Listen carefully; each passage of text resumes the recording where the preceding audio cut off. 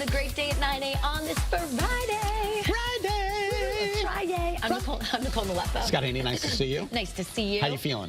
Feeling much better. You feel much better. You just sound right. I apologize. I know. No, it's not. Don't apologize to me. And every other I had the whole thing that last Christmas week. I felt fine. Yeah. Just sounded like a goat. Yep. Bad. He sounded real bad. I sounded really bad. You ready for some snow? So ready. I am so excited. Yeah, this is coming on a weekend. Play with the kids. Even our producer Becky is excited. Right? All right. Hold on. Can you reiterate? It's the first snowfall of possibly... First 12-inch snowfall since February of 2021. So that's 3 years ago almost. Yeah, crazy. We're coming up. Yeah, it's pretty incredible, right? Yeah. All right, so as we take a look at our First Alert Live radar, we are scanning the state dry. All right, let's take a look at First Alert Futurecast. I'm going to run it down for you partially. We've got the rest of today.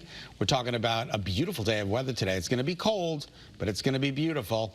And then we are talking about some clouds, and here comes the snow. This is 7 p.m. tomorrow night. So you want to kind of be off the roads by tomorrow night.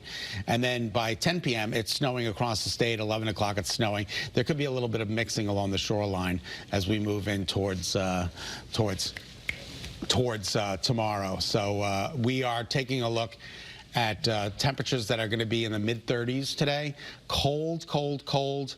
And then your 3-day forecast includes dry daytime, snow at night.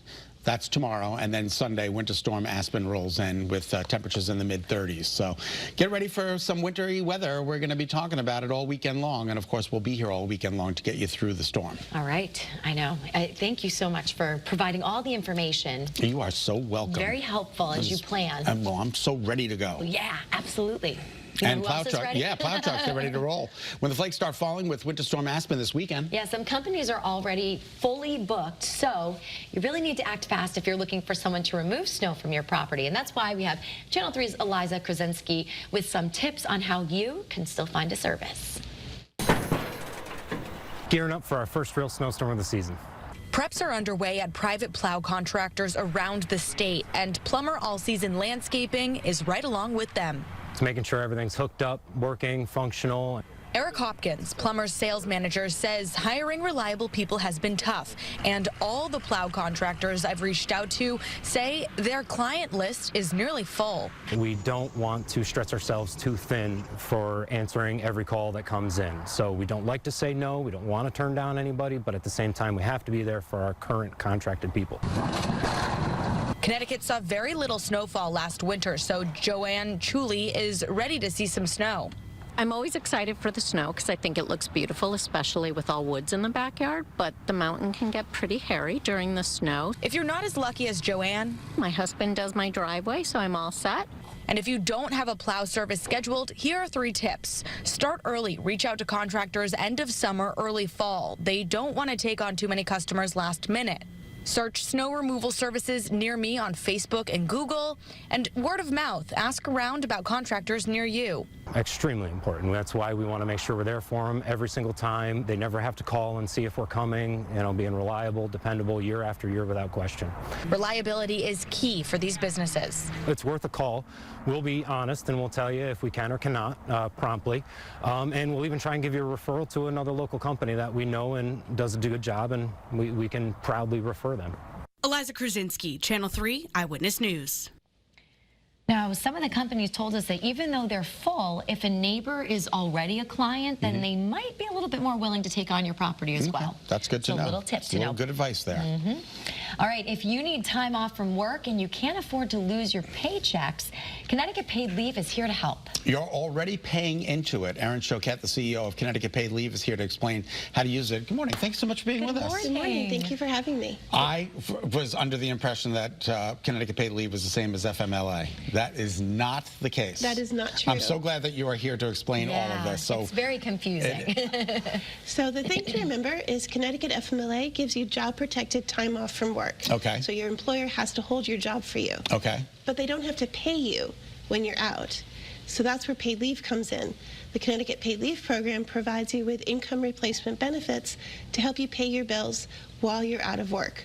So it's for the same reasons, but it's a different program. No, I understand that you have a personal connection to this cause, which now you are in charge of. Can you talk a little bit about that? Sure, thank you. So years ago, when my younger daughter was 6 months old, I was diagnosed with cancer. Oh, wow. So the thing about being pregnant is you have time to plan and put aside money and maybe some time off. When they tell you you have cancer, they don't really want you to wait 6 months. So I was very fortunate, even though I had just come back from maternity leave and didn't have any time off left. My coworkers were generous and donated time to me. So I was able to go through the whole treatment. That's remarkable. I've never heard of that. Like an employee being able to actually do that. Not all companies are able to do that. Yeah. Very few are. Yeah. So many workers don't get any paid time off at all, or if they do, they get maybe 2 weeks that they can't carry over, so they can't build up reserves, and many don't let you donate. So the paid leave program, helpfully or thankfully, means you don't have to rely on generosity or luck.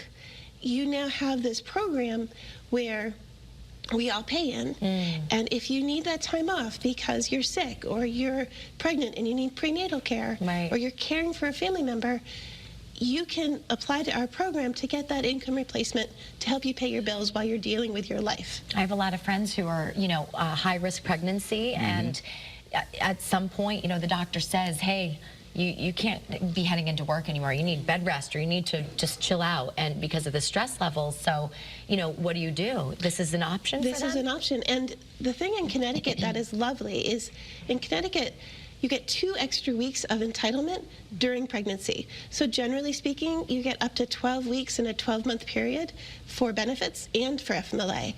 But under Connecticut law, you can also get 2 extra weeks for time off during your pregnancy. I did not know that. I didn't know that either. I did not know that, and I've been pregnant twice. Yeah, well, try a 3rd time and see what happens.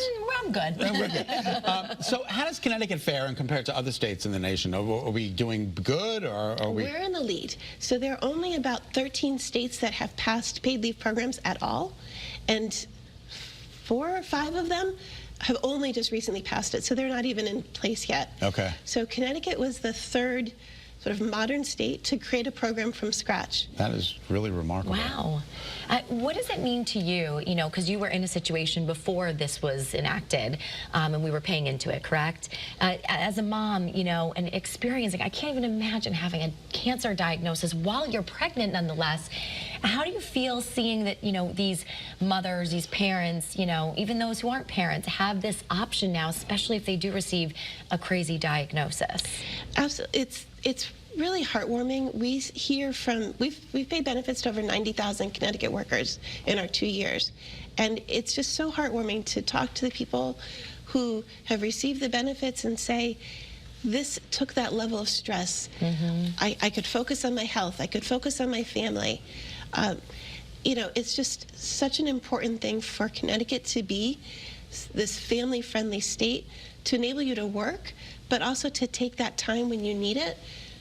It's not like you're leaving the workforce entirely. You just need a little flexibility. Where do people go for more information? Thank you for asking.